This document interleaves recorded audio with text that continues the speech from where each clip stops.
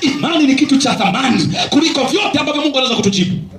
Akujibu machumba, bado imani na thamani. Haleluya.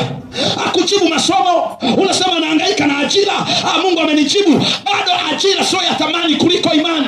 Ndio maana anasema walakini. Huko anasema haki mtapewa upesi, ila mashaka yako wapi? Kwenye kulinda imani. Na ndio maana unakuta leo unakaa kanisani miaka 3 4 unakomaa na wokovu, mwaka wa 5 na 6 ulishachukulia imani kawaida, ulishaachana na wokovu. Ndio maana mara kadhaa nimekwambia tunaishi kwenye hii dunia ambayo leo hii unakuta mtu amekomaa na wokovu miaka 10, baadaye anaacha. Wanakuja wengine.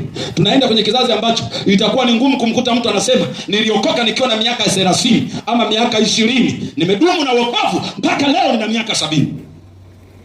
Ndio maana utaangalia hapa, utakuta tunakuja miaka 2 tuko sisi, miaka 2 ya mbele wengine.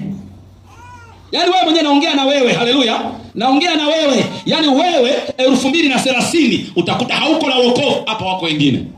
Na hao wengine 2035 hawapo, wapo wengine.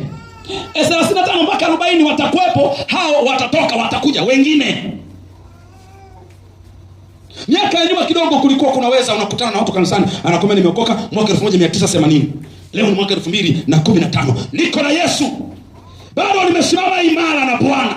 Anakutana na magumu ya hapa na pale, anakutana na vitisho, anakutana na mambo mengi, lakini bado ameng'ang'ana na msalaba.